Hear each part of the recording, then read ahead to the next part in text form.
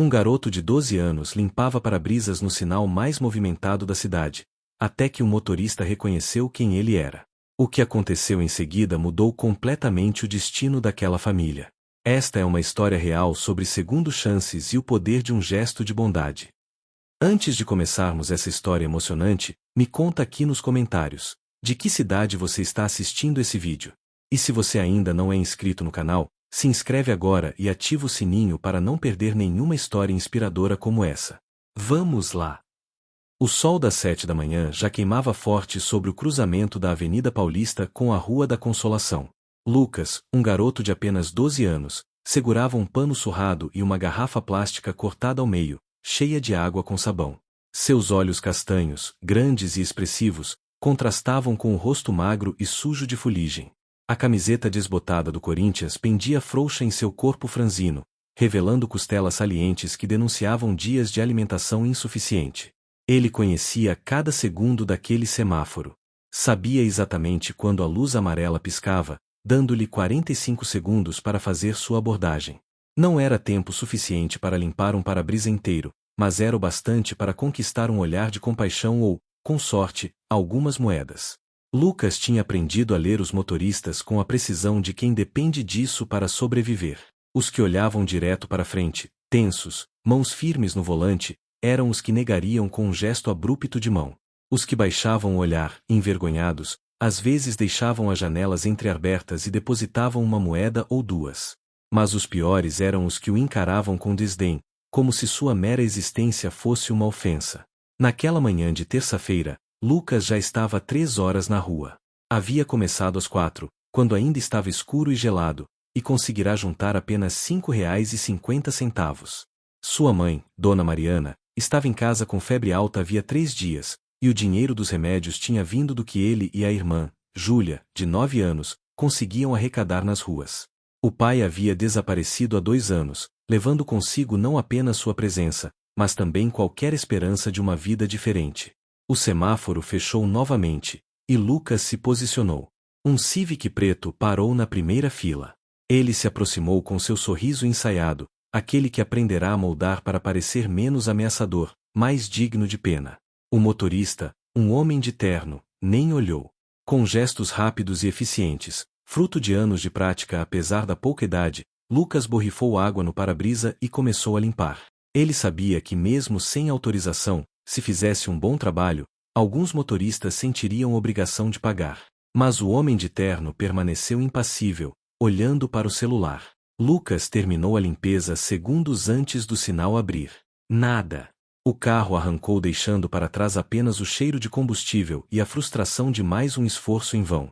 Era assim a maior parte do tempo. Para cada 10 carros que limpava, talvez 2 pagassem alguma coisa. Lucas havia aprendido a não se importar, a não deixar que a rejeição corroesse sua alma de criança. Mas era difícil. Muito difícil.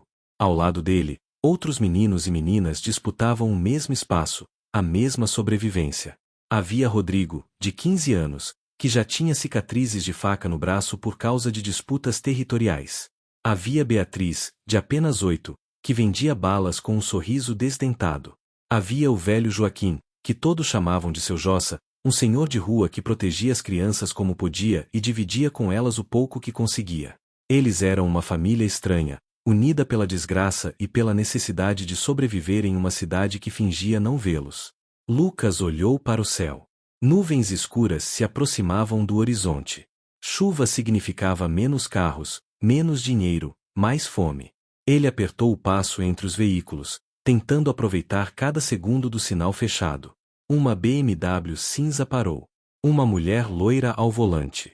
Lucas se aproximou, mas antes que pudesse borrifar água, ela acionou o limpador automático e fez um gesto firme de negação. Ele recuou imediatamente. Havia aprendido a respeitar os limites, a não insistir.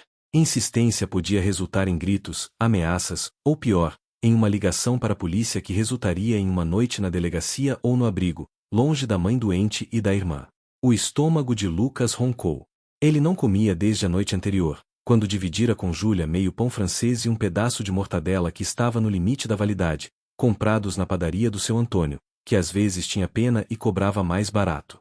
Pensou na mãe em casa, queimando de febre, delirando com pesadelos que ela não compartilhava ao acordar. Pensou em Júlia, que deveria estar acordando agora, assustada por estar sozinha com a mãe doente.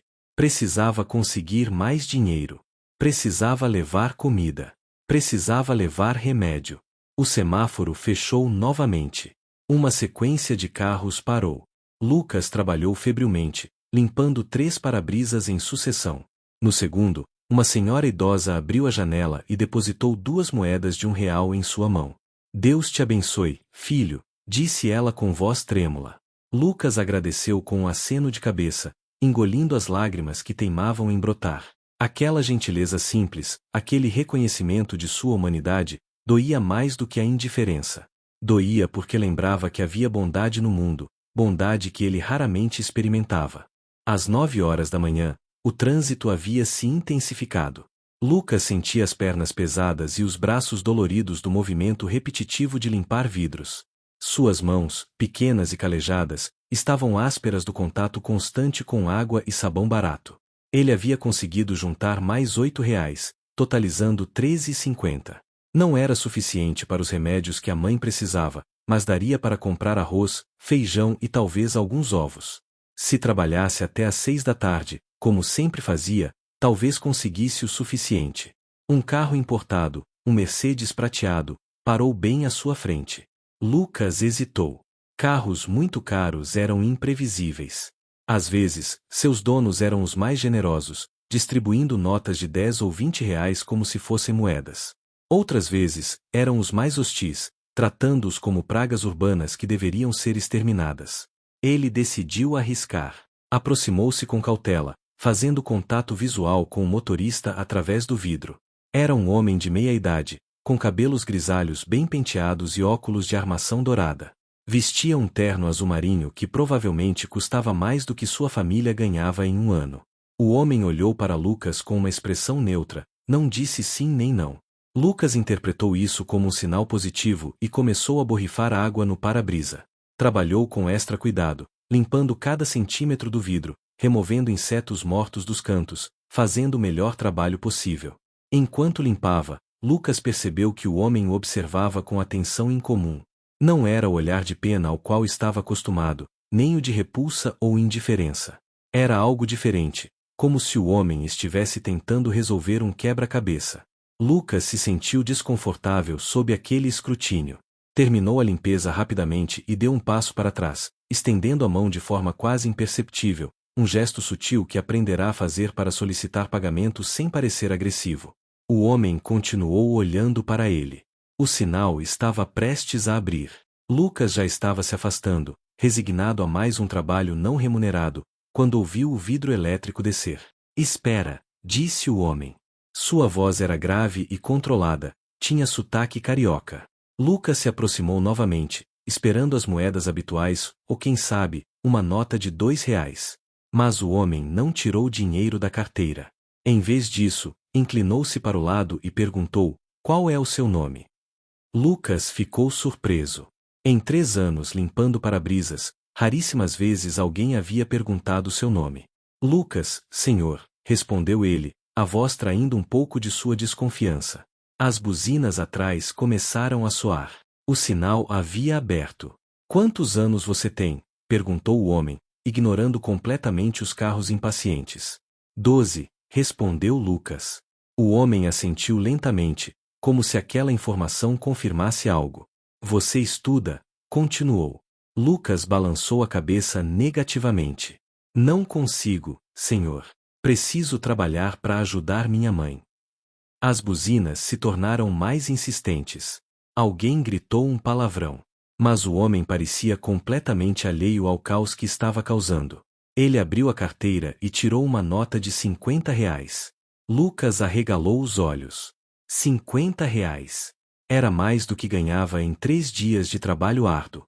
Estendeu a mão tremendo, mas o homem não entregou a nota imediatamente. "Lucas, você já morou em Copacabana?", perguntou. A pergunta atingiu Lucas como um soco no estômago. Copacabana. Sim, ele havia morado lá. Parecia uma vida inteira atrás, mas havia apenas 4 anos. Quando o pai ainda estava com eles, quando moravam em um apartamento pequeno mas limpo, quando ele frequentava a escola, quando tudo era diferente. Morei sim, senhor, respondeu, a voz quase um sussurro. Como o senhor sabe? O homem sorriu de forma triste. Porque eu sou o professor Marcelo. Você foi meu aluno na Escola Municipal Teixeira de Freitas. O mundo de Lucas parou. Professor Marcelo. Aquele rosto, agora mais velho e sob a luz forte da manhã paulistana, tornou-se subitamente familiar. As memórias inundaram sua mente como uma represa que se rompe.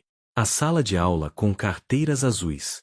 As aulas de português onde o professor lia histórias de aventura com vozes diferentes para cada personagem.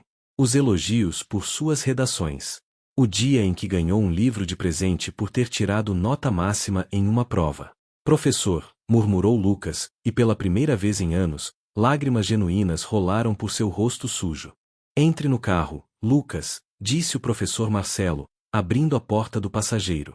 Lucas hesitou, olhando para o semáforo que já estava verde novamente, para os outros meninos que trabalhavam no cruzamento, para a fila interminável de carros buzinando atrás do Mercedes.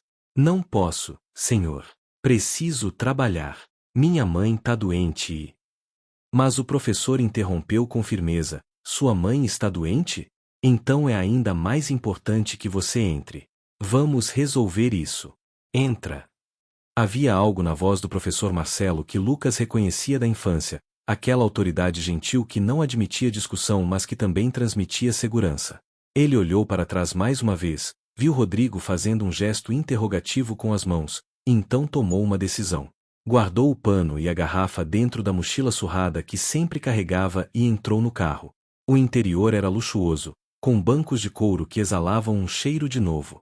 Lucas se sentiu terrivelmente deslocado, sujo e inadequado naquele ambiente imaculado. O professor arrancou, ignorando as buzinas e os gritos dos motoristas irritados.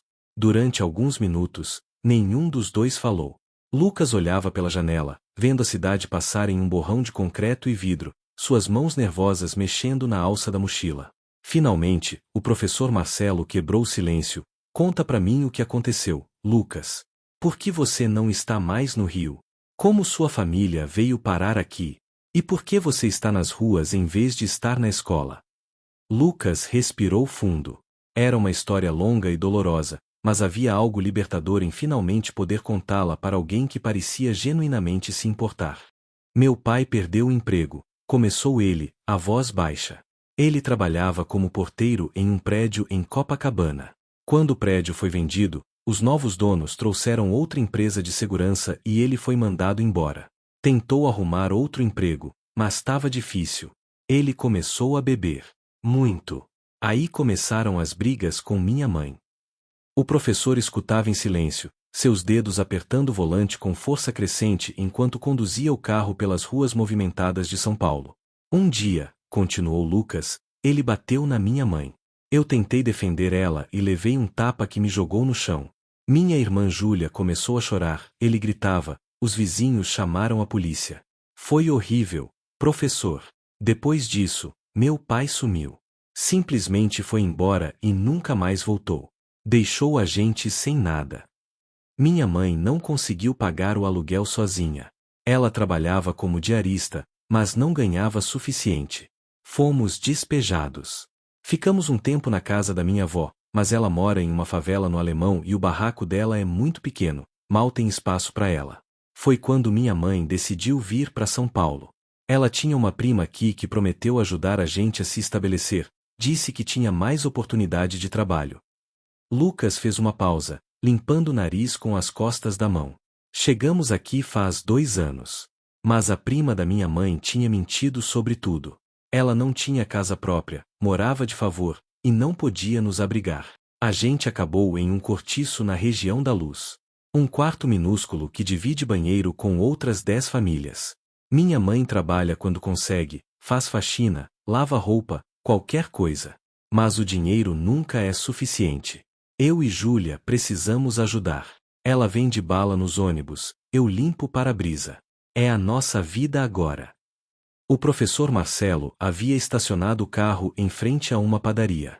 Ele se virou para Lucas, e o menino pôde ver lágrimas nos olhos do homem. Lucas, Você era um dos meus melhores alunos. Tinha tanto potencial, tanta inteligência. Me lembro de suas redações, da sua criatividade, da forma como você devorava os livros que eu emprestava. Ver você assim, nas ruas, fora da escola. Ele parou, emocionado demais para continuar. Depois respirou fundo e disse com determinação: isso vai mudar. A partir de hoje, isso vai mudar. Mas professor, protestou Lucas, eu aprecio, de verdade, mas o senhor não entende. Não é só sobre mim querer estudar. Eu preciso trabalhar. Se eu não trabalhar, a gente não come. Minha mãe tá doente, com febre alta faz 3 dias. Eu preciso comprar remédio, preciso comprar comida. Não tem como eu simplesmente parar de trabalhar e voltar para a escola. Sua voz estava carregada de frustração, a frustração de alguém que já havia desistido de sonhar porque a realidade era cruel demais. O professor Marcelo colocou a mão no ombro de Lucas. Eu entendo, acredite, eu entendo. Mas você não vai fazer isso sozinho. Vamos resolver uma coisa de cada vez. Primeiro, vamos comprar remédios para sua mãe. Depois vamos comprar comida, bastante comida. E então vamos sentar e conversar sobre como podemos mudar essa situação de forma permanente. Eu não vou simplesmente te dar dinheiro hoje e te deixar voltar para aquele sinal amanhã. Isso não resolve nada. Você merece mais. Sua família merece mais. Lucas queria acreditar, mas anos de desilusão haviam tornado difícil ter esperança. Eles entraram na padaria e o contraste não poderia ser maior. O professor Marcelo, com seu terno impecável e postura confiante, e Lucas, com suas roupas sujas e corpo franzino, cheirando a suor e rua. Os outros clientes os olhavam com uma mistura de curiosidade e desconforto. Uma senhora idosa inclusive se afastou discretamente quando Lucas passou perto. Ele estava acostumado com essas reações, mas ainda assim sentiu vergonha, especialmente na presença do professor. Bom dia, cumprimentou o professor Marcelo o atendente. Gostaria de um café com leite e alguns pães para mim, e... Ele olhou para Lucas, o que você quer comer? Lucas ficou paralisado. Havia tanto tempo que ninguém lhe fazia essa pergunta. Normalmente, ele comia o que conseguia pagar, que era sempre a opção mais barata e nem sempre a mais nutritiva. Pode escolher o que quiser, encorajou o professor. Bolo, sanduíche, suco. Fique à vontade. Com as mãos trêmulas, Lucas pediu um misto quente e um copo de leite. Seus olhos demoraram-se nos bolos expostos na vitrine, especialmente em um de chocolate que parecia macio e delicioso, mas não se atreveu a pedir. Percebendo, o professor Marcelo acrescentou, e um pedaço daquele bolo de chocolate. O sorriso que iluminou o rosto de Lucas valeu mais do que 1000 palavras. Eles se sentaram em uma mesinha no canto, longe dos olhares curiosos. Enquanto Lucas comia vorazmente, quase se engasgando de tão rápido que levava a comida à boca, o professor observava com o coração apertado. Ele lembrava do Lucas de 8 anos, sempre limpo e arrumado, uniforme escolar impecável graças aos cuidados da mãe. Um menino brilhante, curioso, que participava ativamente das aulas e tinha um talento especial para escrever. Ver no que aquele menino havia se transformado por circunstâncias além de seu controle era quase insuportável. Devagar, Lucas. A comida não vai fugir, disse gentilmente o professor. Lucas diminuiu o ritmo, constrangido. Desculpa, professor. É que eu não comi direito ontem. O professor Marcelo assentiu, fazendo um esforço para não demonstrar a emoção que sentia. Não precisa se desculpar. Agora me conta mais sobre sua mãe. Você disse que ela está doente há 3 dias. Quais são os sintomas? Febre alta, professor. Ela treme mesmo embaixo dos cobertores. Tosse muito também. E ela fica confusa, sabe? Fala coisas estranhas, como se tivesse sonhando acordada. O professor Marcelo franziu a testa, preocupado. Ela foi ao médico. Lucas balançou a cabeça. A gente não tem dinheiro para médico particular e no posto de saúde a fila é enorme. Ela tentou ir ontem, mas estava se sentindo tão mal que teve que voltar para casa depois de esperar 3 horas sem ser atendida. Isso não pode continuar assim, disse o professor com firmeza. Depois que terminarmos aqui, vamos a uma farmácia comprar remédios para febre e um xarope para tosse. Mas sua mãe precisa ser vista por um médico. Vou levá-los a uma clínica particular. Tenho um plano de saúde bom, posso incluí-la como dependente temporária até resolvermos isso adequadamente. Lucas arregalou os olhos. Mas, professor, isso deve custar muito caro. O senhor mal me reencontrou, por que faria isso tudo? O professor Marcelo tomou um gole de seu café antes de responder, escolhendo cuidadosamente as palavras. Lucas, quando comecei a dar aulas, fiz uma promessa a mim mesmo. Prometi que faria diferença na vida dos meus alunos, que não seria apenas mais um professor cumprindo tabela. Você foi um dos alunos que mais me marcou. Sua sede de conhecimento, sua determinação, seu talento. Via um futuro brilhante pela frente. E então você desapareceu da escola. Eu cheguei a perguntar sobre você, mas ninguém sabia o que tinha acontecido. Carrego comigo uma culpa, continuou ele. A culpa de não ter ido atrás, de não ter investigado mais, de ter simplesmente deixado você desaparecer como tantos outros alunos que somem do sistema. Durante anos me perguntei o que teria acontecido com você. E hoje, por uma coincidência incrível, por um milagre, eu te encontro naquele semáforo. Você acha que vou simplesmente dar de ombros e seguir em frente? Não. Isso é uma segunda chance. Para você, mas também para mim. Lucas estava chorando abertamente agora, lágrimas limpando trilhas no rosto sujo. Eu tinha desistido, professor. Desistido de tudo. De estudar, de ter uma vida normal, de ser criança. Acordo todo dia sabendo que vou passar fome, que vou ser ignorado ou maltratado, que vou dormir com medo de ser assaltado ou pior. Isso não é vida. Eu sei que não é. Mas não sabia como sair dessa situação. Parecia impossível. Ele limpou o rosto com o guardanapo. O senhor aparecer assim, eu ainda não consigo acreditar. Acredita sim, disse o professor com um sorriso. E vai ter que se acostumar com algumas mudanças. Primeiro, vamos cuidar da saúde da sua mãe. Segundo, vamos garantir que vocês tenham comida suficiente.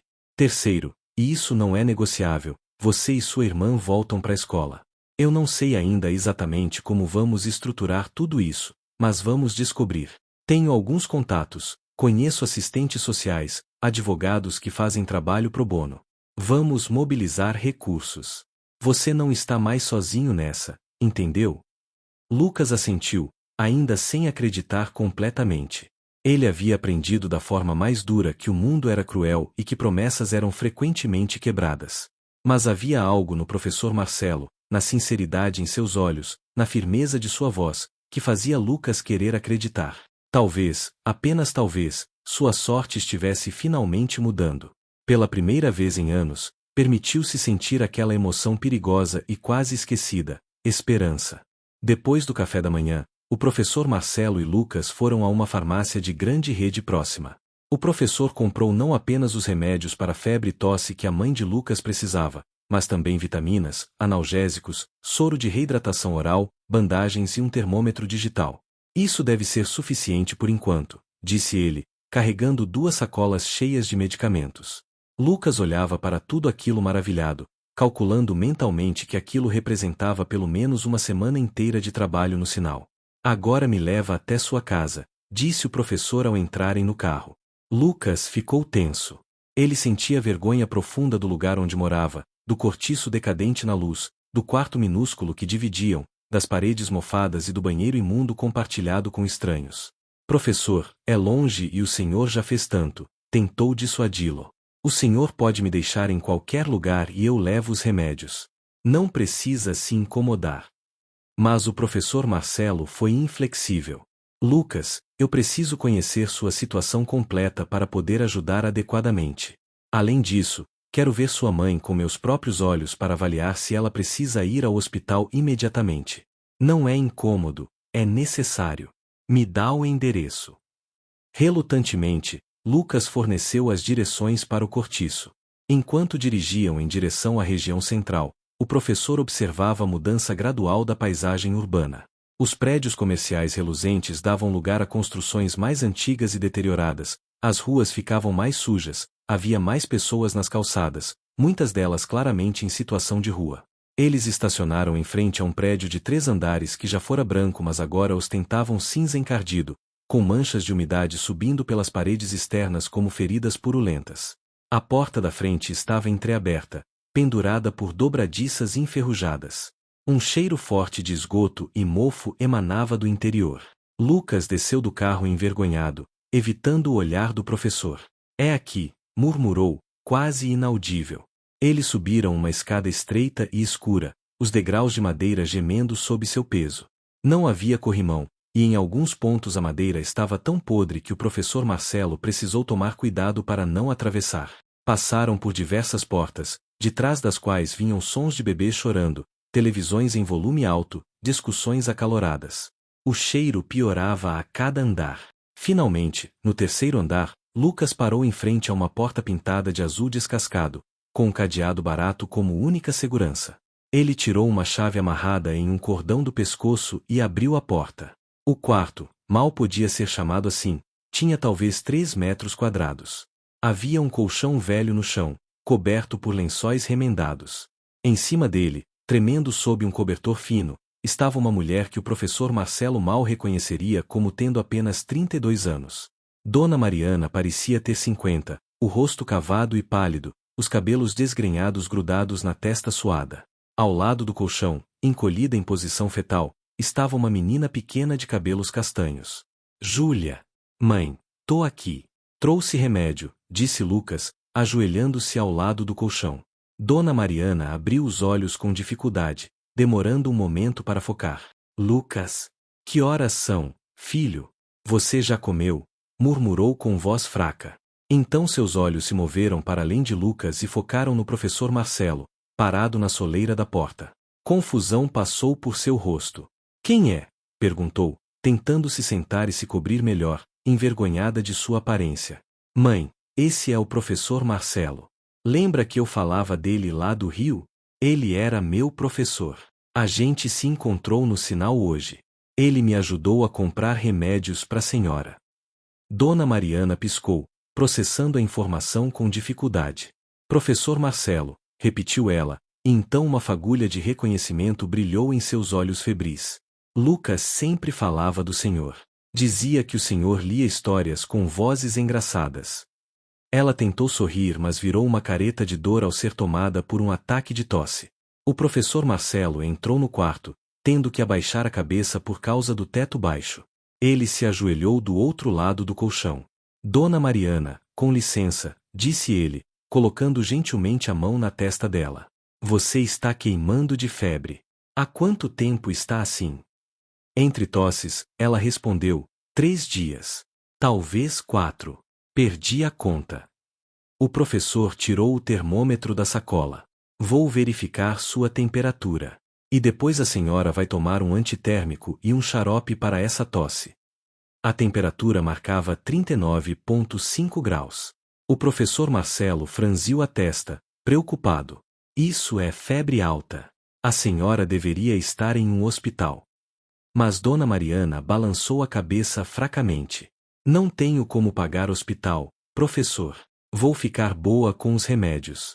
Sempre fico. Havia resignação em sua voz, a resignação de alguém que aprendeu a aceitar o sofrimento como parte inevitável da vida. Júlia, que até então ficará em silêncio, se aproximou timidamente do irmão. Lucas, tô com fome, sussurrou. O professor Marcelo sentiu uma onda de determinação tomar conta dele ao ver aquela cena. Aquela família não merecia viver daquela forma. Ele se levantou, batendo a cabeça no teto baixo mas ignorando a dor. Dona Mariana, com todo respeito, a senhora não vai ficar aqui esperando melhorar. Vou levá-la a uma clínica agora. Lucas e Júlia vêm conosco. Não é um pedido, é uma decisão. Dona Mariana tentou protestar, mas mal tinha forças para falar. Professor, eu não posso aceitar. O senhor já fez demais comprando os remédios. Não tenho como pagar uma consulta médica, muito menos internação se precisar. E esses meninos, eles precisam trabalhar senão a gente não come hoje. Sua voz estava fraca e entrecortada pelas tosses. O professor se ajoelhou novamente ao lado dela, olhando-a nos olhos com firmeza e gentileza. Dona Mariana, A senhora se lembra quando Lucas estudava na minha escola? Se lembra de como ele amava aprender, de como era brilhante? Ela sentiu levemente, uma lágrima escorrendo pelo canto do olho. Meu filho era tão inteligente.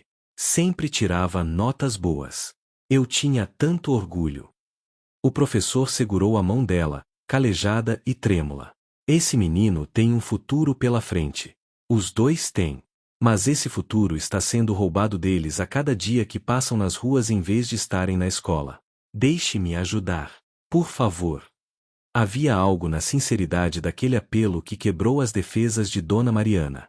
Ela havia carregado sozinha o peso de manter aquela família por tanto tempo, havia lutado com todas as forças contra a maré que insistia em arrastá-los para baixo. E estava tão cansada, tão doente, tão derrotada. Pela primeira vez em anos, permitiu-se aceitar ajuda. Está bem, sussurrou. Está bem, professor. Lucas e Júlia se entreolharam, mal acreditando no que estava acontecendo. O professor Marcelo agiu rapidamente. Ele ajudou Dona Mariana a se levantar, sustentando-a pelo braço enquanto ela cambaleava, fraca e tonta pela febre. Lucas, pega algumas roupas para sua mãe e para vocês dois. Vamos passar o dia fora e talvez ela precise ficar internada. Lucas pegou a mochila surrada que usava para carregar suas coisas do trabalho e encheu com algumas peças de roupa, poucas e gastas, mas eram tudo que tinham. Júlia agarrou uma boneca de pano remendada, seu único brinquedo. Descer a escada foi complicado. Dona Mariana mal conseguia ficar em pé, e o professor Marcelo praticamente a carregou pelos degraus podres. Júlia segurava a mão de Lucas, seus olhos grandes e assustados, sem entender completamente o que estava acontecendo, mas sentindo que era algo importante. Quando chegaram ao carro, alguns moradores do cortiço observavam pela janela, curiosos com aquele homem bem vestido ajudando a família da Mariana. Seu Jossa vai ficar preocupado, disse Lucas de repente, lembrando-se do velho que cuidava das crianças de rua no sinal. Ele vai achar que aconteceu algo comigo. O professor, enquanto ajustava Dona Mariana no banco de trás, respondeu: depois voltamos lá para você explicar para ele. Mas agora, sua mãe é a prioridade. Júlia sentou-se ao lado da mãe, segurando sua mão e olhando para ela com preocupação. Lucas foi no banco da frente. O trajeto até a clínica foi silencioso, pontuado apenas pela tosse ocasional de Dona Mariana. O professor Marcelo ligou para a clínica enquanto dirigia, usando o viva-voz. Alô, Clínica Santa Helena? Estou levando uma paciente com febre alta há vários dias, 39,5 graus, tosse intensa. Preciso que preparem um atendimento de emergência. Chegaremos em 15 minutos. A atendente confirmou que estariam prontos para recebê-los. Lucas olhava pela janela, vendo a cidade passar. Sua mente estava turbilhonada. Tudo aquilo parecia um sonho, tão surreal quanto absurdo. Há algumas horas, ele estava no sinal, limpando para-brisas por moedas, sem esperança alguma de que sua vida pudesse ser diferente. E agora estava em um carro de luxo, a caminho de uma clínica particular, com um professor que surgira do passado como um anjo salvador. Parte dele temia acordar e descobrir que tudo não passava de um delírio causado pela fome e cansaço. Lucas, disse o professor Marcelo, quebrando o silêncio, eu quero que você saiba que isso não é caridade. Não estou fazendo isso para me sentir bem comigo mesmo ou para aliviar alguma culpa. Estou fazendo porque é o certo, porque vocês merecem, e porque eu genuinamente me importo. Você foi um dos alunos mais especiais que já tive. Ver o que aconteceu com você, com sua família, eu não posso simplesmente virar as costas. Não vou. Eu não sei como agradecer, professor, respondeu Lucas, a voz embargada. A gente passou por tanta coisa ruim que eu tinha esquecido que pessoas boas existem. Tinha esquecido que alguém podia se importar com a gente. Júlia, do banco de trás, disse com sua voz infantil, o senhor parece os heróis das histórias que o Lucas me conta antes de dormir. O professor sorriu, os olhos marejados. Não sou herói, pequena. Sou apenas alguém que se importa. Chegaram à Clínica Santa Helena, um prédio moderno de vidro e aço em um bairro nobre. A recepcionista os esperava com uma cadeira de rodas. Dona Mariana foi imediatamente levada para uma sala de emergência, acompanhada por um médico. Lucas e Júlia ficaram na sala de espera com o professor, sentados em cadeiras confortáveis, rodeados por revistas em mesas de centro e uma televisão mostrando um canal de notícias. Era um mundo completamente diferente do que estavam acostumados. Uma enfermeira se aproximou com 2 copos de suco e alguns biscoitos. Para as crianças, disse ela com um sorriso gentil. Júlia pegou tudo com olhos arregalados, como se fosse o maior tesouro do mundo. Lucas agradeceu educadamente, seus modos revelando que nem tudo se perderá de sua educação anterior. Eles comeram e beberam em silêncio, cada um perdido em seus próprios pensamentos, enquanto o professor Marcelo preencheu formulários e cuidou da burocracia da admissão. 40 minutos depois, o médico emergiu da sala de exame. Era um homem de cerca de 40 anos, com uma expressão séria. Você é o responsável pela paciente? Perguntou ao professor Marcelo. Sim, sou eu, respondeu ele, levantando-se imediatamente. Como ela está? O médico gesticulou para que se afastassem um pouco das crianças antes de falar. Lucas, observador como sempre, percebeu e seu coração começou a bater mais rápido. Seria grave. A paciente está com pneumonia, explicou o médico em voz baixa. Provavelmente bacteriana, pelos sintomas. O quadro é sério mas tratável. Precisa ser internada para receber antibióticos intravenosos e hidratação. O pulmão direito está bastante comprometido. Se tivesse esperado mais alguns dias. Ele não completou a frase, mas a implicação era clara. Quanto tempo de internação? Perguntou o professor. No mínimo 4 dias, talvez uma semana, dependendo da resposta ao tratamento. O professor Marcelo assentiu, processando a informação. Faça tudo o que for necessário. Custo não é problema. O médico pareceu aliviado. Vou iniciar o tratamento imediatamente. Ela está sendo transferida para um quarto agora. Vocês podem vê-la em alguns minutos. Quando o professor voltou para Lucas e Júlia, tentou manter uma expressão tranquila. Sua mãe vai ficar aqui alguns dias para se recuperar. Ela está com uma infecção no pulmão, mas os médicos vão cuidar bem dela. Júlia começou a chorar baixinho. Ela vai morrer? Perguntou com a voz trêmula. Lucas a puxou para um abraço, ele mesmo lutando contra as lágrimas. O professor se ajoelhou na frente deles. Não, pequena. Ela não vai morrer. Ela está em um bom hospital, com bons médicos, tomando os remédios certos. Em alguns dias ela vai estar muito melhor. Mas vocês 2 precisam ser fortes por ela agora, ok? Júlia assentiu, limpando os olhos com as costas da mão. Eles foram autorizados a ver Dona Mariana em seu quarto particular. Ela estava deitada em uma cama hospitalar limpa e branca, com lençóis macios, conectada a uma bolsa de soro e com um monitor cardíaco apitando suavemente ao seu lado. Parecia minúscula naquela cama, frágil como um pássaro ferido. Mas seus olhos estavam mais claros, menos vidrados pela febre. O antitérmico já estava fazendo efeito. Quando viu os filhos, tentou sorrir. Meus bebês, murmurou. Lucas e Júlia correram para o lado da cama. Mãe, a senhora vai ficar boa? Perguntou Lucas, segurando a mão dela. Vou sim, filho. Os médicos disseram que eu preciso ficar aqui um tempo, mas vou ficar boa. Ela olhou para o professor Marcelo, parado respeitosamente perto da porta. Professor, como eu vou pagar tudo isso? Eu não tenho dinheiro, não tenho plano de saúde, não tenho nada. Vou ficar devendo pelo resto da vida. Não se preocupe com isso agora, disse ele. Foque em se recuperar. O resto a gente resolve. Mas Dona Mariana insistiu, agitada, eu não posso aceitar isso. É caridade demais. A gente sempre se virou sozinho. Eu não quero ser peso para ninguém. Sua voz estava ficando mais forte, alimentada pelo orgulho que ainda resistia apesar de tudo. O professor se aproximou, puxando uma cadeira para sentar ao lado da cama. Dona Mariana, me escuta. Eu sou professor há 20 anos. Nesse tempo, vi centenas, talvez milhares de alunos. A maioria eu esqueço. Não por serem ruins, mas porque é impossível lembrar de todos. Mas alguns alunos marcam a gente. Lucas foi um desses. Ele tinha uma luz, sabe? Uma inteligência, uma curiosidade, uma bondade que era rara de ver. E quando ele desapareceu da escola, uma parte de mim sempre se perguntou o que tinha acontecido com ele. Hoje, por um milagre, eu o reencontro. E descubro que aquele menino brilhante está limpando para-brisas para sobreviver. Que ele passou fome, que sofreu, que teve sua infância roubada por circunstâncias cruéis. Isso parte meu coração, Dona Mariana. Mas também me dá uma oportunidade de fazer diferença. De mudar uma história que estava indo para um final trágico. Então não é caridade. É responsabilidade. É humanidade. É o que qualquer pessoa decente faria se tivesse a oportunidade e os meios.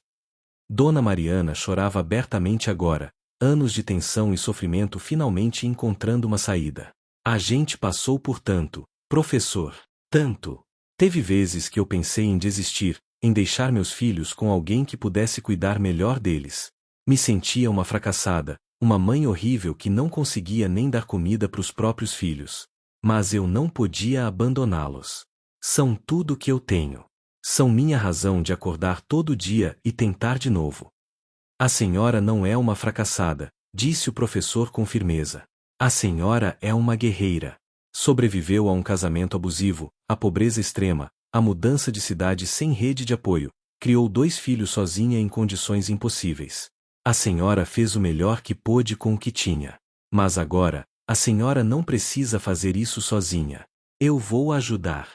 E não apenas eu. Tenho amigos, contatos, pessoas que trabalham com assistência social. Vamos estruturar um plano para tirar vocês dessa situação de uma vez por todas. Mas professor, disse Dona Mariana, tentando ser prática apesar da emoção, o senhor tem sua própria vida. Família, responsabilidades. Não pode simplesmente largar tudo para cuidar de gente estranha. O professor sorriu com tristeza. Eu não tenho família, Dona Mariana. Minha esposa faleceu há 5 anos de câncer. Não tivemos filhos. Moro sozinho em um apartamento grande demais para uma pessoa só. Tenho uma carreira estável, uma aposentadoria confortável se acumulando. Tenho tudo exceto o propósito fora da sala de aula. Vocês não seriam um fardo. Vocês seriam uma bênção. A revelação surpreendeu todos.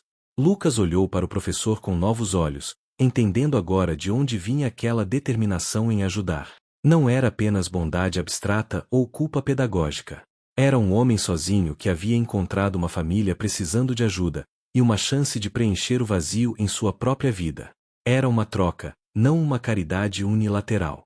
Aquilo, de alguma forma, tornou tudo mais aceitável para o orgulho ferido de Dona Mariana.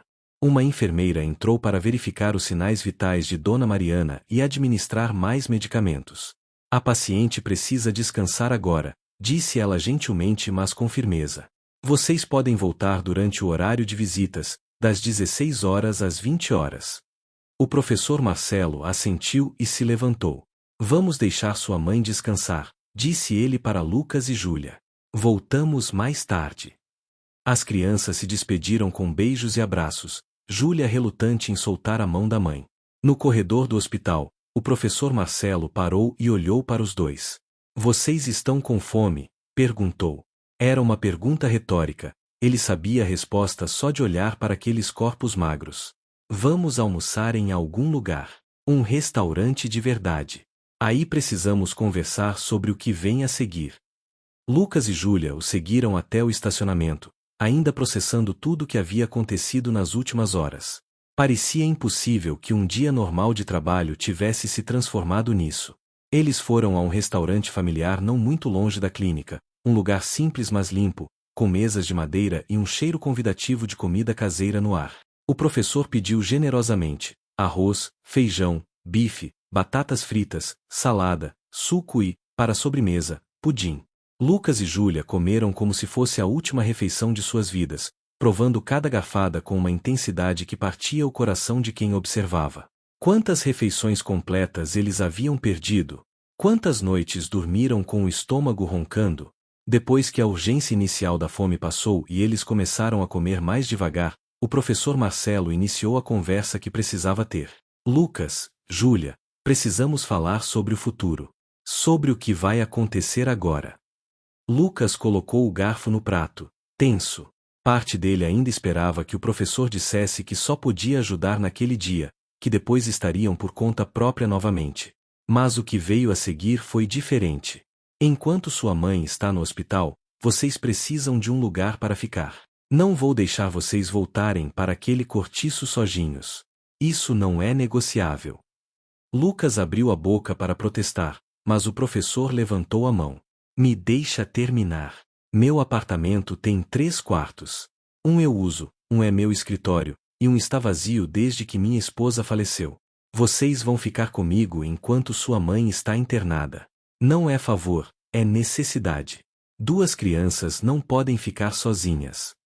Júlia olhou para o irmão mais velho, esperando sua reação. Lucas estava dividido entre gratidão, desconfiança e medo. E depois? Quando minha mãe sair do hospital? O professor respirou fundo. Isso é algo que preciso conversar com ela também, e com assistentes sociais. Mas minha intenção é ajudar vocês a saírem daquela situação permanentemente. Talvez isso signifique ajudar a conseguir um emprego melhor para sua mãe, um lugar decente para morar, matricular vocês na escola. Ainda estou pensando nos detalhes. Mas por quê? Explodiu Lucas, a voz carregada de emoção. Por que fazer tudo isso? Eu não entendo. Pessoas não fazem isso. Pessoas não pegam estranhos da rua e mudam a vida deles assim. O professor Marcelo olhou para ele com seriedade. Vocês não são estranhos, Lucas. Você foi meu aluno. E mesmo que não tivesse sido, mesmo que eu tivesse te encontrado sem te conhecer antes, eu esperaria fazer o mesmo. Porque é o que pessoas devem fazer umas pelas outras. Por que ignorar sofrimento quando você tem o poder de aliviá-lo é uma escolha cruel. Eu tenho dinheiro mais do que preciso. Não sou milionário, mas sou confortável. Tenho um apartamento pago, um salário bom, investimentos. E o mais importante, tenho tempo e vontade de ajudar. Minha esposa sempre dizia que eu me importava demais com meus alunos, que levava os problemas deles para casa. Talvez ela estivesse certa. Mas não consigo ser diferente. E agora, encontrar você assim, sinto que é meu dever, minha obrigação moral fazer algo. Lucas limpou os olhos com as costas da mão. Ninguém nunca se importou com a gente assim. Quando meu pai foi embora, quando fomos despejados, quando chegamos em São Paulo, ninguém ajudou. Todo mundo olhava pro outro lado. A gente ficou invisível, sabe? Como fantasmas que ninguém quer ver. E de repente o Senhor aparece e se importa. É estranho. É bom, mas é estranho. Júlia, que ouvia tudo em silêncio, de repente perguntou: a gente pode tomar sorvete? A pergunta inocente quebrou a tensão. O professor Marcelo riu, uma risada genuína e calorosa. Claro que pode, pequena. Pode escolher o sabor que quiser. Ela sorriu, aquele sorriso largo e sem dentes que só crianças conseguem fazer, e por um momento, ela pareceu apenas o que era: uma menina de 9 anos, não uma pequena vendedora de balas sobrevivendo nas ruas. Aquele sorriso valeu mais para o professor do que qualquer agradecimento elaborado. Depois do almoço, o professor Marcelo levou Lucas e Júlia para comprar algumas roupas. Eles foram a uma loja de departamentos onde escolheram calças, camisetas, um derviar, meias, um par de tênis para cada um, e até mesmo pijamas. Eram roupas simples, nada extravagante, mas novas e limpas. Lucas não conseguia lembrar da última vez que havia usado roupa nova. Geralmente vestiam doações ou roupas compradas em brechós. Ver-se no espelho da loja, vestindo calça jeans que realmente servia e uma camiseta sem rasgos, foi uma experiência surreal. Júlia estava encantada com tudo, especialmente com o vestido azul com flores que o professor insistiu em comprar mesmo não sendo estritamente necessário. Toda menina merece ter pelo menos um vestido bonito, disse ele quando Lucas protestou dizendo que era demais.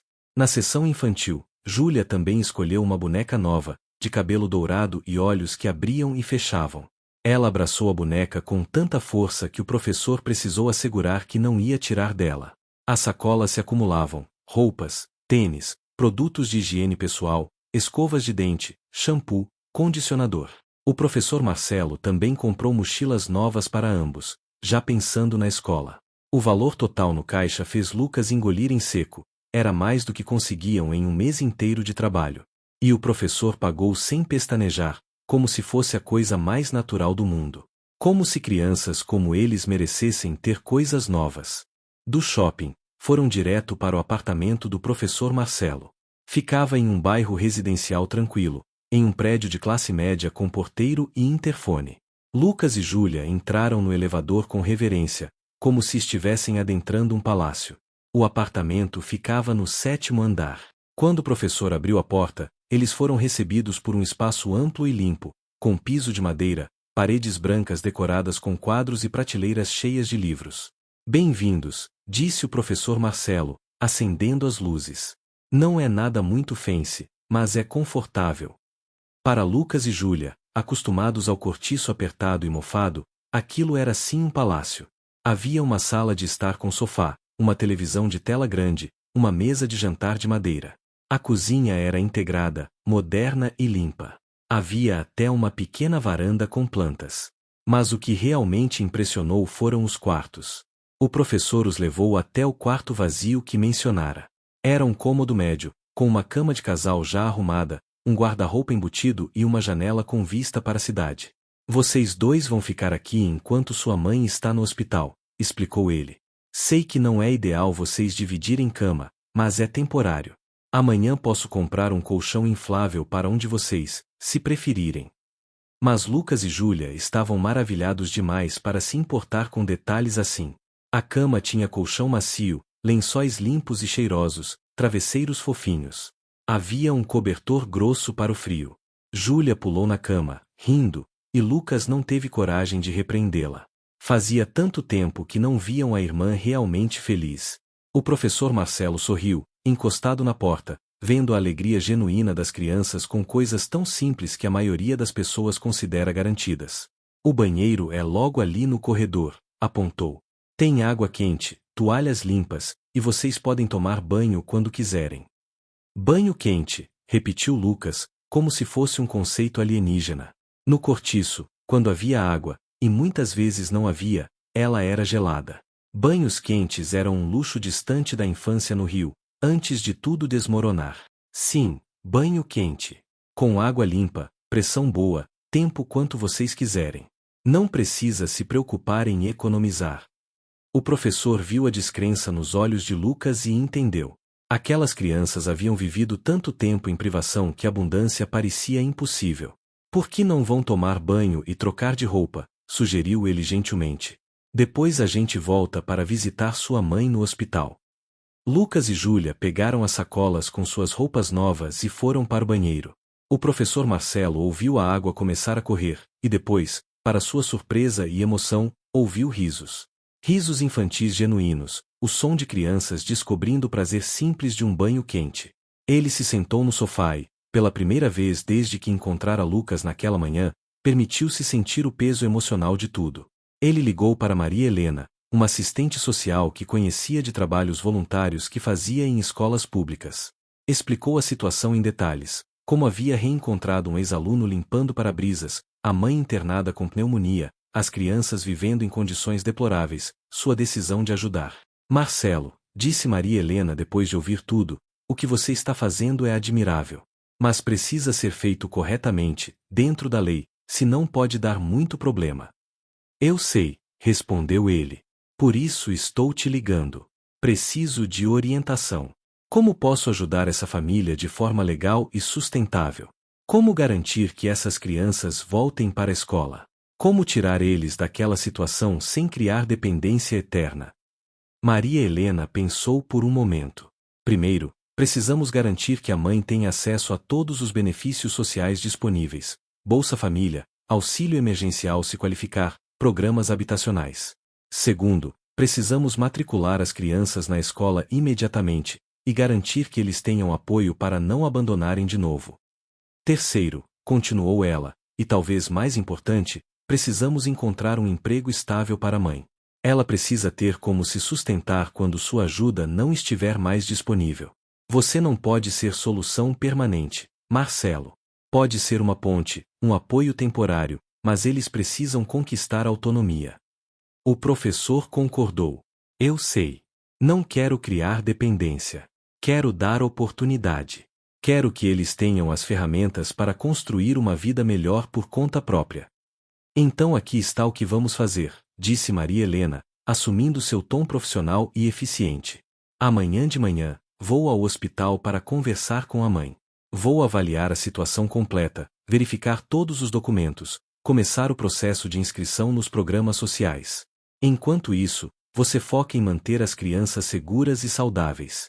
Quando a mãe sair do hospital, vamos nos reunir todos para estabelecer um plano de ação. Isso te parece bom? O professor concordou, aliviado por ter um plano concreto. Lucas e Júlia emergiram do banho transformados. Com os rostos limpos, cabelos lavados e roupas novas, pareciam crianças completamente diferentes. Lucas estava usando uma calça jeans azul escura e uma camiseta branca simples. Júlia vestia um conjunto rosa com desenhos de borboletas. Ambos cheiravam a sabonete e shampoo, e seus rostos brilhavam com uma limpeza que não experimentavam há muito tempo. Se sentindo melhor? Perguntou o professor. Muito melhor, respondeu Lucas com um sorriso tímido. Enquanto voltavam para o hospital para a visita da tarde, o professor Marcelo observava as crianças pelo retrovisor. Elas conversavam baixinho entre si, Júlia brincando com sua boneca nova, Lucas olhando pela janela com uma expressão pensativa. Ele sabia que o caminho à frente seria complicado, cheio de desafios burocráticos e emocionais. Mas pela primeira vez em anos, desde que perderá sua esposa, sentia que sua vida tinha propósito claro novamente. Não eram apenas duas crianças que ele estava ajudando, eram dois futuros que ele estava ajudando a resgatar. Dona Mariana estava visivelmente melhor quando chegaram para a visita. A febre havia baixado significativamente, e embora ainda estivesse fraca e tossindo ocasionalmente, seus olhos tinham aquele brilho de consciência que estivera ausente antes.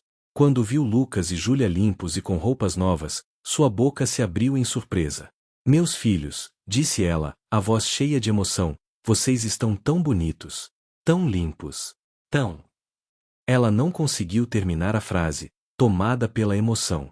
O professor comprou roupa nova pra gente, mãe, disse Júlia, fazendo uma pirueta para mostrar seu conjunto rosa. E me deu essa boneca, olha. Ela abre e fecha os olhos. Dona Mariana olhou para o professor Marcelo com lágrimas nos olhos. Professor, o senhor está fazendo demais.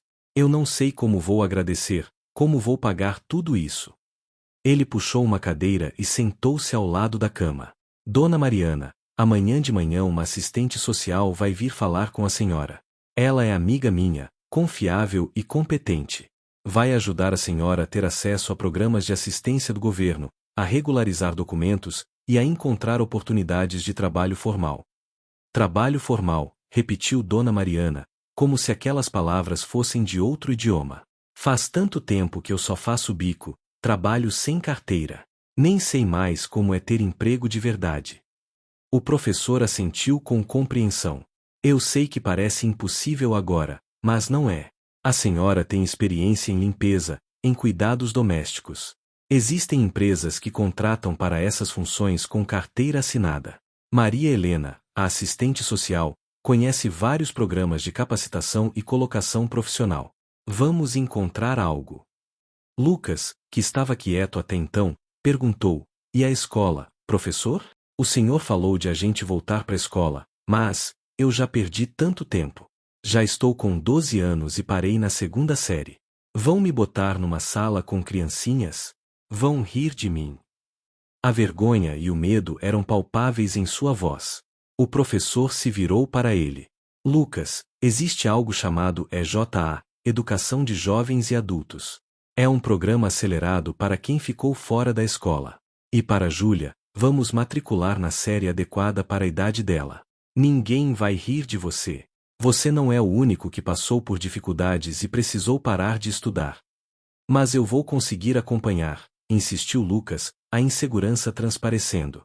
Faz 3 anos que não vejo um caderno, não faço uma conta. Esqueci tudo. O professor Marcelo sorriu com encorajamento. Lucas, você era um dos meus melhores alunos. Aquela inteligência não desapareceu. Está adormecida, só isso. Com um pouco de esforço e dedicação, você vai recuperar o tempo perdido mais rápido do que imagina. E eu vou te ajudar. Posso te dar aulas de reforço, te ajudar com o dever de casa. Você não vai estar sozinho nessa. Dona Mariana observava a conversa com uma mistura de esperança e medo. E se não der certo? Perguntou ela baixinho. E se eu não conseguir emprego? E se os meninos não se adaptarem na escola? E se a gente voltar para a estaca zero? O professor respirou fundo antes de responder, escolhendo as palavras cuidadosamente. Esse é um medo legítimo, Dona Mariana. Não vou mentir dizendo que será fácil. Haverá desafios, contratempos, momentos difíceis. Mas a diferença é que dessa vez vocês não estarão sozinhos. Eu não vou simplesmente sumir da vida de vocês depois de uma semana, continuou ele. Vou estar presente, acompanhando, apoiando. E não sou só eu, Maria Helena vai conectar vocês com uma rede de suporte. Assistência social, programas do governo, ONGs que trabalham com famílias em vulnerabilidade. Vai existir uma estrutura, entende? Vocês precisam fazer a parte de vocês, trabalhar duro, estudar, se esforçar. Mas não precisam mais fazer isso sozinhos, sem ajuda alguma. A enfermeira entrou novamente para administrar mais medicação. A paciente precisa descansar, disse ela firmemente. Vocês podem voltar amanhã. O professor Marcelo se levantou. Amanhã voltamos, e a assistente social virá falar com a senhora pela manhã. Tente descansar e se recuperar. Lucas e Júlia estão bem cuidados, não precisa se preocupar com eles. Dona Mariana segurou a mão dele por um momento. Obrigada, disse ela simplesmente, mas aquela única palavra carregava o peso de um universo de gratidão. No caminho de volta ao apartamento, pararam em um supermercado. Vamos comprar algumas coisas para o jantar, disse o professor. Dentro do mercado, Lucas e Júlia olhavam tudo maravilhados, as prateleiras cheias de comida, as frutas coloridas, os corredores organizados. Vocês gostam de macarrão? Perguntou o professor Marcelo. Ambos acenaram vigorosamente. Macarrão à bolonhesa, então. E vamos pegar salada, pão, suco, frutas, e sorvete para a sobremesa. Júlia puxou o professor pela manga da camisa. Posso escolher o sorvete? Ele sorriu. Claro. Ela correu até o freezer de sorvetes e ficou ali, paralisada pela quantidade de opções. Napolitano, chocolate, morango, creme, flocos, sundae, eram tantas escolhas. No final, escolheu um pote de sorvete de chocolate com pedaços de brownie. Boa escolha, aprovou o professor, colocando no carrinho. Lucas percorria os corredores em silêncio, ainda processando tudo o que estava acontecendo, ainda esperando acordar do sonho. No apartamento, o professor Marcelo cozinhou enquanto Lucas e Júlia assistiam televisão na sala, algo que não faziam há muito tempo. O cheiro de molho de tomate e carne moída enchia o apartamento, e o estômago de Lucas roncou antecipadamente. Quando finalmente sentaram para jantar na mesa de madeira, com pratos limpos e talheres adequados, guardanapos e copos de suco, Lucas teve que lutar contra as lágrimas. Aquilo era tão normal, tão comum para a maioria das pessoas, mas para eles era extraordinário. Antes de comermos, disse o professor Marcelo, tem algo que eu gostaria de dizer. Lucas e Júlia olharam para ele expectantes. Eu sei que este dia foi atípico, cheio de mudanças e emoções. Sei que vocês devem estar confusos, talvez até assustados. Mas quero que saibam que tudo o que estou fazendo, faço de coração. Não espero nada em troca exceto que vocês se esforcem para aproveitar as oportunidades que estão surgindo. Estudem, cresçam, tornem-se a melhor versão de vocês mesmos. Esse é o único pagamento que quero. Lucas limpou uma lágrima teimosa que escorreu. Professor, eu prometo que vou estudar muito. Vou recuperar todo o tempo perdido. Vou fazer o senhor se orgulhar de mim. O professor sorriu com carinho. Lucas, eu já me orgulho de você. Do menino que, apesar de tudo que passou, manteve sua bondade, seu senso de responsabilidade, seu amor pela família. Agora vamos comer antes que esfrie. E eles comeram, aquela refeição simples que tinha gosto de recomeço, de esperança, de futuro. Os dias seguintes caíram em uma rotina surpreendentemente confortável. Todas as manhãs, o professor Marcelo acordava cedo e preparava café da manhã para os três. Não era nada elaborado: pão com manteiga, leite com achocolatado, frutas, às vezes ovos mexidos, mas era nutritivo e farto. Lucas e Júlia comiam com o apetite de quem está recuperando anos de alimentação inadequada. Depois, iam visitar Dona Mariana no hospital, onde ela mostrava melhora constante a cada dia. Maria Helena, a assistente social, foi ao hospital no segundo dia e passou 2 horas conversando com Dona Mariana, preenchendo formulários, verificando documentos. Ela descobriu que a família tinha direito ao Bolsa Família, mas nunca havia solicitado por falta de informação. Iniciou o processo de regularização, que levaria algumas semanas mas garantiria uma renda básica mensal. Também a inscreveu em um programa municipal de capacitação profissional e intermediação de emprego. Dona Mariana tem experiência em limpeza e cuidados domésticos, explicou Maria Helena ao professor depois da reunião. Existem várias empresas terceirizadas que contratam para esses serviços com carteira assinada. Não paga muito, mas é estável, tem benefícios, FGTS. É infinitamente melhor do que os bicos que ela vinha fazendo. Assim que ela receber alta médica, vou conectá-la com algumas dessas oportunidades. O professor sentiu uma onda de alívio. Um emprego formal seria o primeiro passo para a autonomia da família. Enquanto isso, Lucas e Júlia estavam descobrindo os prazeres simples da infância que lhes haviam sido negados. Assistiam desenhos animados pela manhã. Brincavam com jogos de tabuleiro que o professor tinha guardados. Júlia desenhava por horas, criando mundos coloridos de princesas e unicórnios no papel que o professor providenciara. Lucas redescobriu seu amor pela leitura, devorando livros da estante do professor. Aventuras, mistérios, ficção científica. Você está lendo rápido, comentou o professor uma tarde, vendo Lucas terminar seu terceiro livro em 4 dias. Esse é O Pequeno Príncipe, um dos meus favoritos.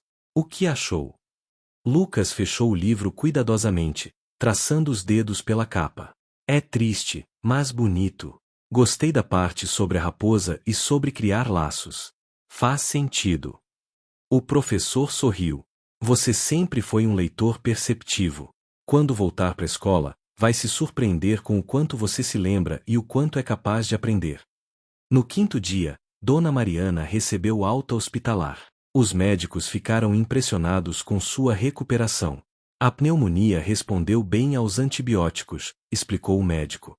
Mas ela precisará continuar tomando medicação oral por mais 10 dias e voltar para acompanhamento em 2 semanas.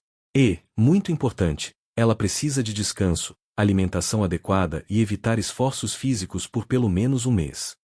O professor anotou tudo cuidadosamente, já mentalmente calculando como garantir que essas condições fossem atendidas.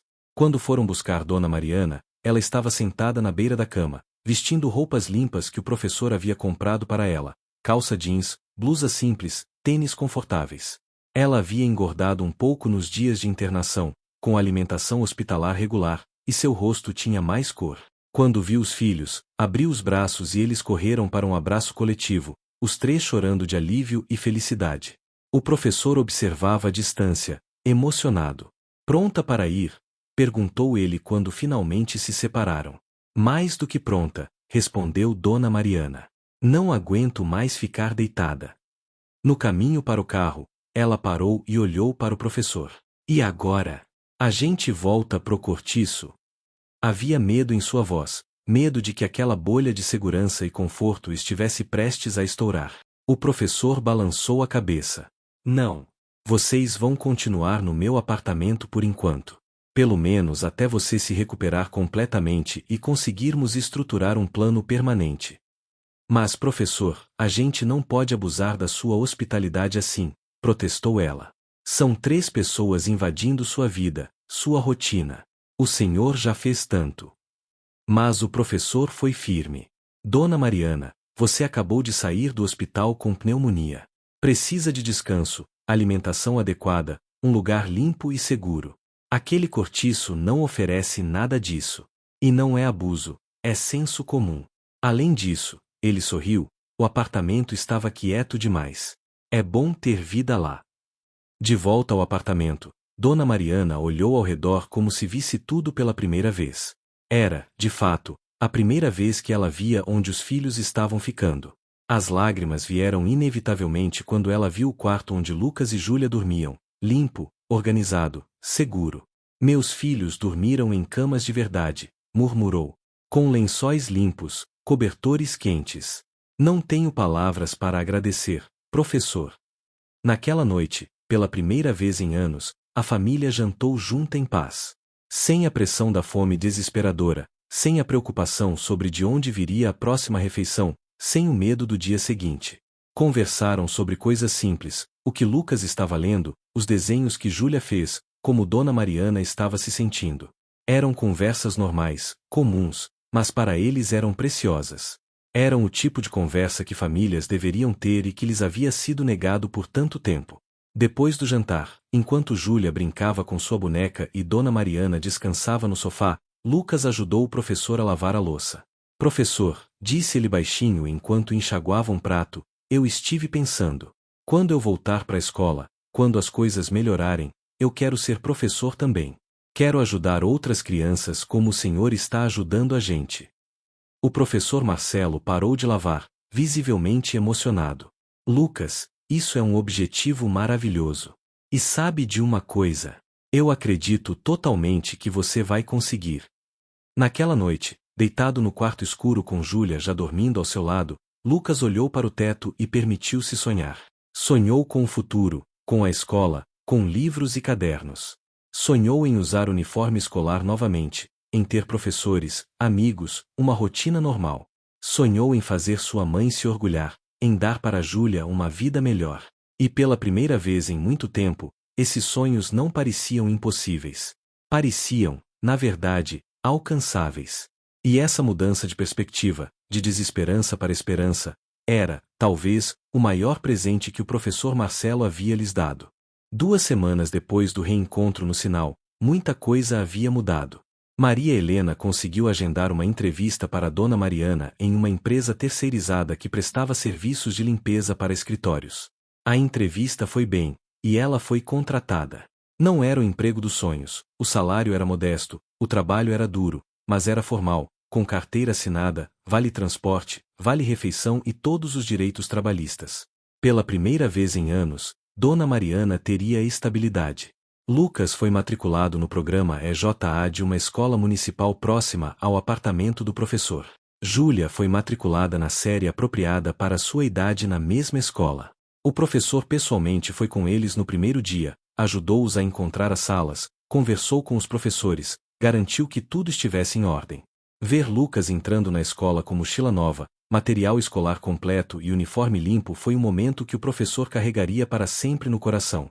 Claro que nem tudo foi simples. Lucas teve dificuldades no início, descobrindo que havia esquecido mais do que imaginava e que o ritmo acelerado do EJA era desafiador. Teve momentos de frustração, noites de lágrimas, impulsos de desistir.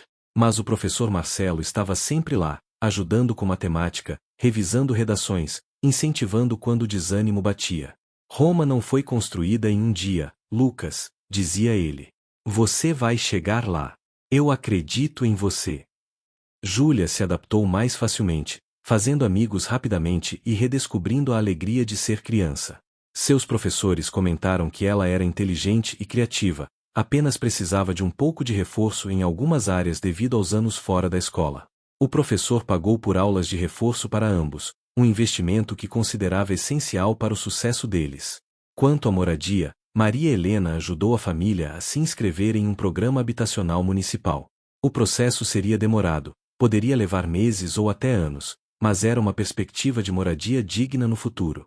Enquanto isso, o professor Marcelo fez uma proposta. Meu apartamento tem 3 quartos. Um eu uso, os outros 2 estão sendo usados por vocês. Que tal tornarmos isso oficial?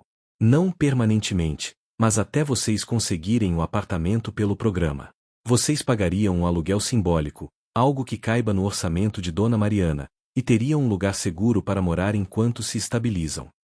Dona Mariana inicialmente recusou, sentindo que seria abusar demais da bondade do professor. Mas ele foi persuasivo. Olha, esse apartamento é grande demais para mim sozinho. Desde que minha esposa faleceu, ele se tornou mais um mausoléu do que um lar. Vocês trouxeram vida de volta. Júlia desenhando na mesa, Lucas lendo no sofá, o cheiro de comida sendo preparada, risadas, conversas.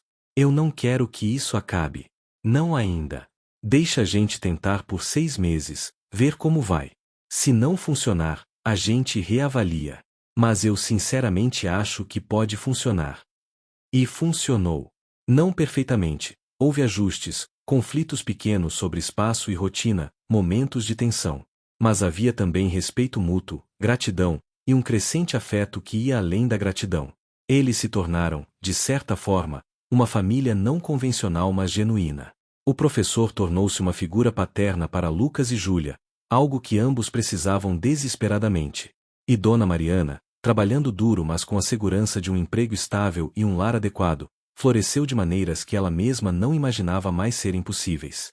3 meses após o encontro no sinal, em uma tarde de sábado, Lucas foi com o professor Marcelo de volta àquele cruzamento na Avenida Paulista.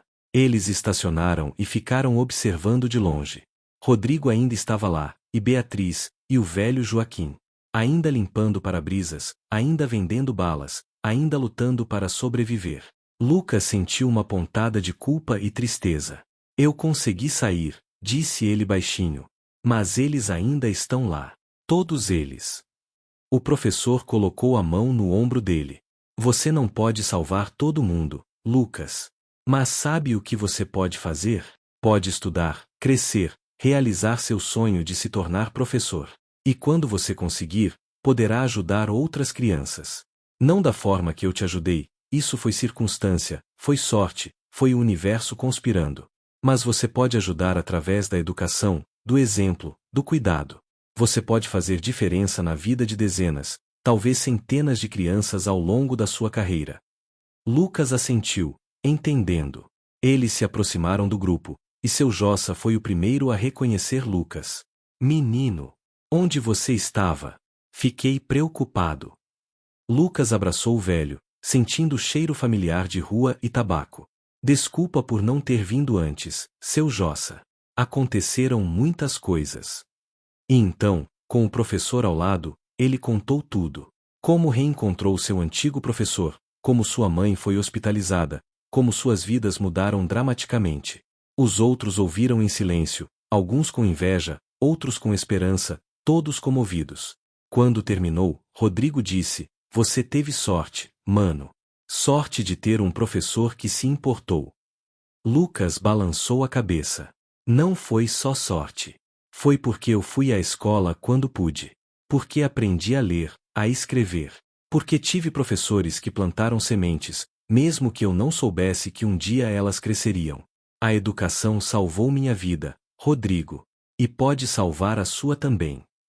Antes de irem embora, o professor Marcelo distribuiu cartões com informações sobre programas sociais, abrigos, escolas noturnas, números de assistência social. Não eram soluções imediatas, mas eram recursos, eram possibilidades. Eu não posso ajudar todos vocês da forma que ajudei Lucas, disse ele honestamente. Mas posso apontar caminhos. O resto depende de vocês. Era um discurso de realismo temperado com compaixão, e todos entenderam. No carro, voltando para casa, Lucas estava quieto. No que está pensando? Perguntou o professor. Lucas demorou para responder. Estou pensando que 6 meses atrás, se você me dissesse que minha vida seria assim hoje, eu nunca acreditaria. Que estaria morando num apartamento, estudando, com minha mãe trabalhando de carteira assinada, com comida todo dia, com segurança. Parecia impossível. E ainda parece surreal às vezes. Mas é real, disse o professor. Tão real quanto era aquela vida no sinal. A diferença é que agora você tem escolhas, tem oportunidades, tem um futuro. O que você vai fazer com isso depende de você. Lucas olhou pela janela, vendo a cidade passar. Vou aproveitar cada segundo, professor. Vou estudar até meus olhos doerem. Vou me tornar alguém que minha mãe possa se orgulhar. Vou provar que você não perdeu seu tempo comigo. Prometo. O professor Marcelo sorriu, os olhos marejados. Lucas, você não precisa provar nada. Só precisa ser feliz. Só precisa viver a vida que toda criança merece viver, com educação, segurança, amor. Isso já é mais do que suficiente. E enquanto dirigiam de volta para casa, porque aquilo era lar agora, para todos eles, ambos entenderam que aquele encontro casual no sinal não tinha sido coincidência. Tinha sido destino, sorte, milagre, ou qualquer nome que queiram dar àqueles raros momentos em que o universo alinha as coisas perfeitamente e duas vidas que precisavam uma da outra se encontram no momento exato em que isso precisava acontecer. Anos depois, Lucas de fato se tornaria professor.